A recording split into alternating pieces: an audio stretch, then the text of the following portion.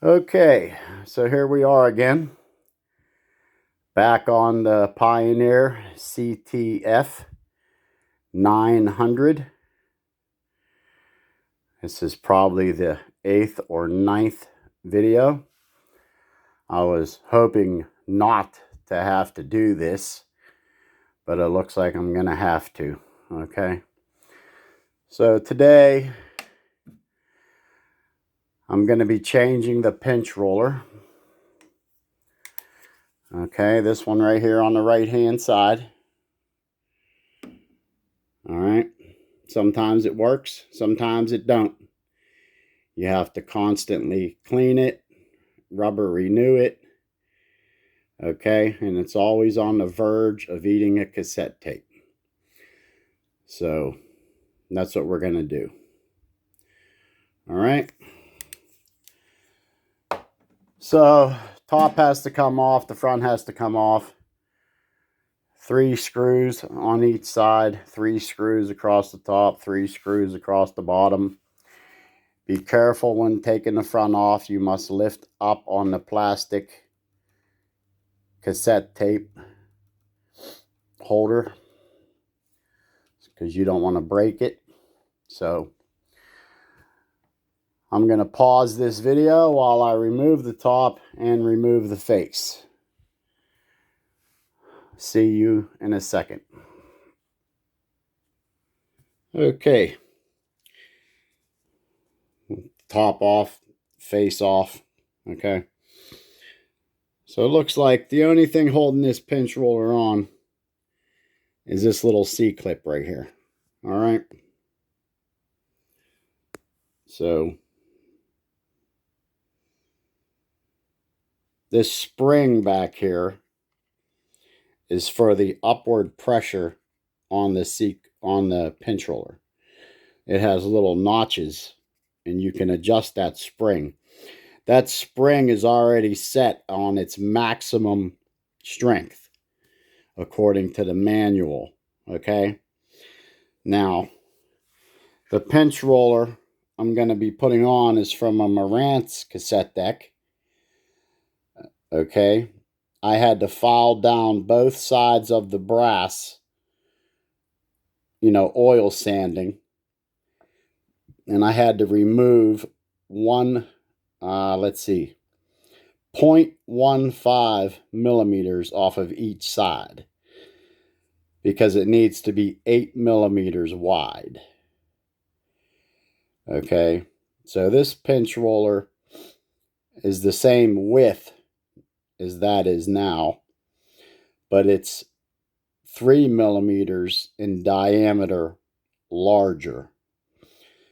So I might have to move that spring a notch or so back.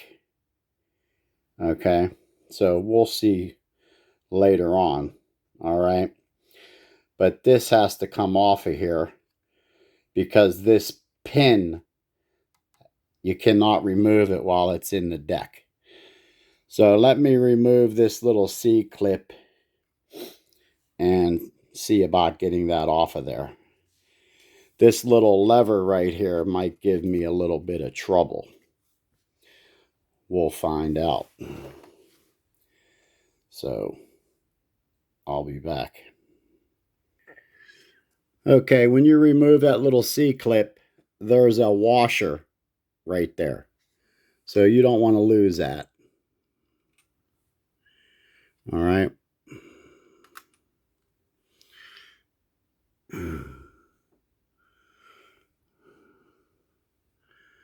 So be very careful taking that off of there.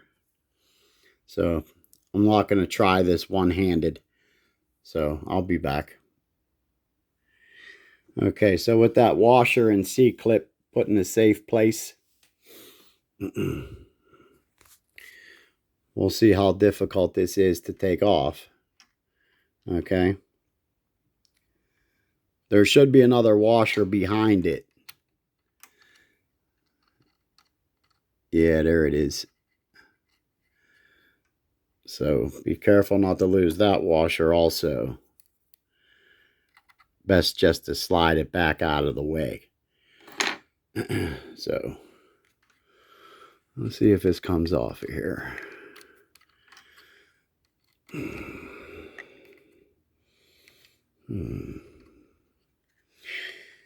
I knew that thing was going to give me a little trouble. So maybe it'll have to come off as... I might have to remove that C-clip also. Okay, and remove this lever at the same time. I'll be right back. Okay, so it turns out you do have to remove that little C-clip. Okay, and this lever have to come off at the exact same time. So that's a royal fucking pain in the ass. But that's just the way that it is.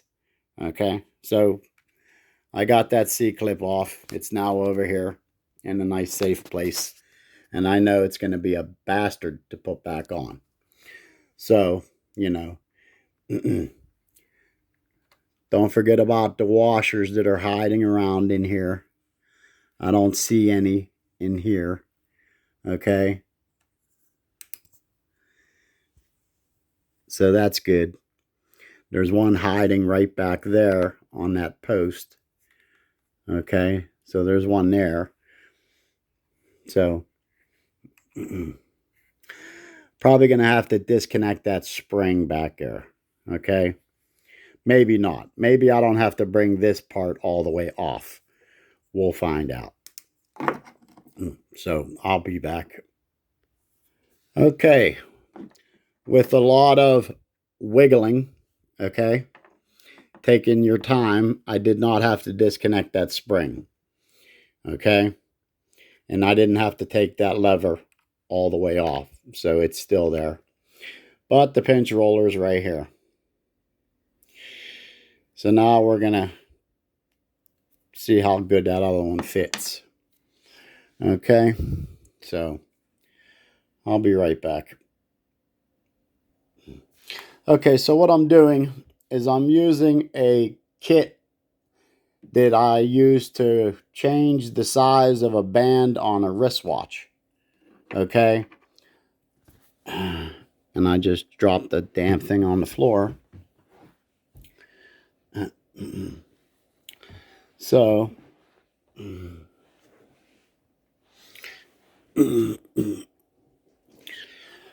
so what I'm doing is I'm using this tool that you use to knock the pin out of a wristwatch band. Okay, and it comes with the plastic block and a little hammer. Okay, so that's what I'm doing to drive the pin out of the pinch roller. Do not lose these little tiny hollowed out tubes, because one goes on each side of the pinch roller. You don't have to drive the pin all the way out. Okay, you just need to do it enough to get the pinch roller out. Okay, so that's what I'm going to do now. I'm going to remove the pinch roller and we're going to put this one in there. Okay, so I'll be right back. Okay, so that takes a lot of patience. Okay, if I would have recorded all that, it probably would have took about 20 minutes. All right, so like I said, be careful. Don't lose those little tubes that go around the shaft.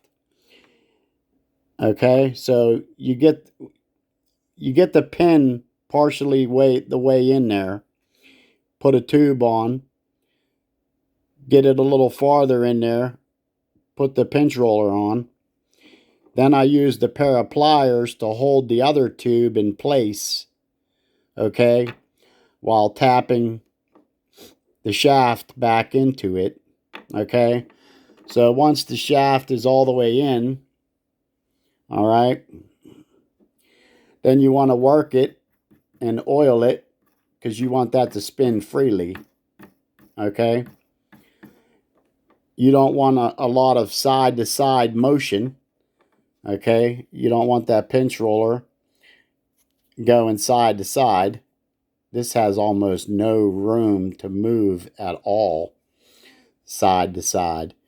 So the fit is excellent. So now the hard part is getting this back on, because you have to deal with this bracket again. Okay, so it's going to take some wiggling to get this back on. So I'll be back. Okay, so that wasn't that bad, sliding that back on. Okay, I didn't have to slide this bracket all the way off. I just had to slide it so that this little edge was off the edge of this. Okay, so I only had to bring that forward about a half an inch, and I was able to get that on there. Make sure that this metal plate is on this side of the shaft right here. Okay, now I didn't put the washer on or any of the C-clips.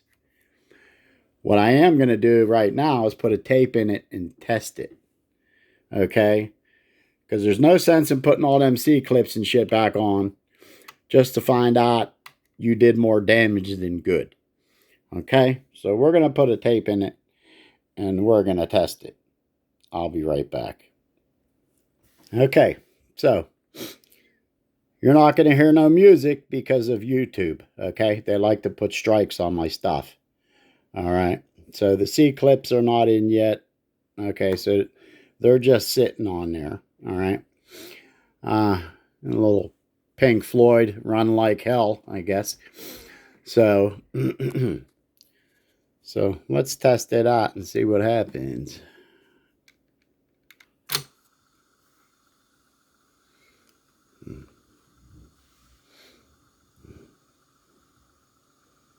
So that's looking really good. As far as that tension spring goes, I didn't touch it. It's still set where it was.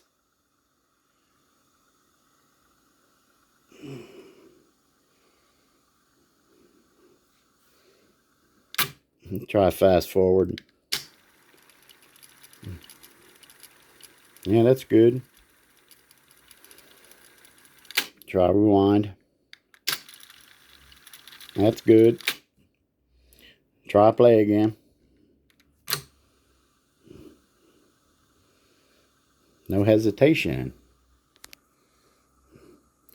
It's got tons of torque on that pinch roller. So, yeah, I think this is a good deal right here. Now I feel like an idiot because I ordered 2 pinch rollers on the internet last night that are 8 millimeters wide, 13 millimeters across, with a 2 millimeter hole in the middle, because that's the size of the one I just stuck on there.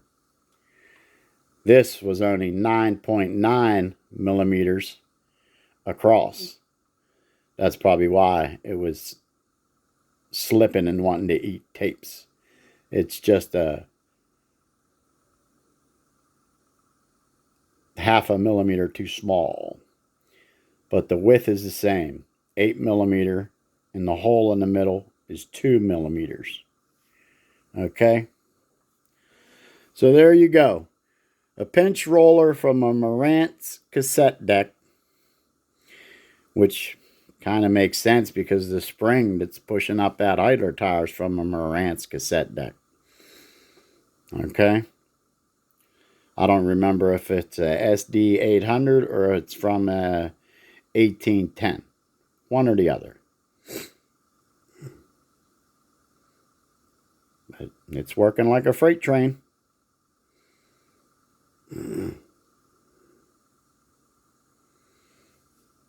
So I guess I can put that washer on.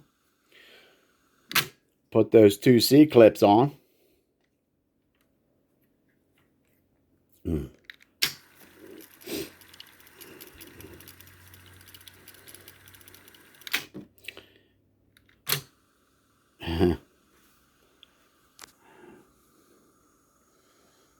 I think that's outstanding. I have to clean some of that oil off of that pinch roller. Maybe I put a little too much oil on it, but that's okay. But there you go. Nice 13mm idler tire. It'll last a hell of a lot longer than this one.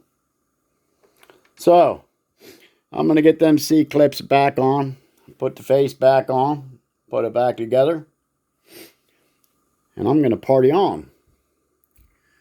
So, hopefully you learned something here today. Hit the like and subscribe button. Okay? I hope you all have a good day. Party on.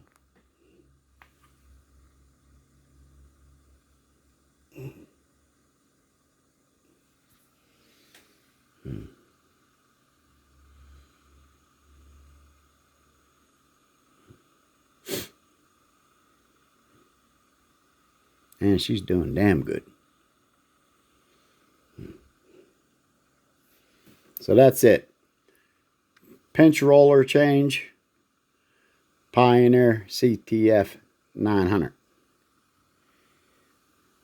Bye.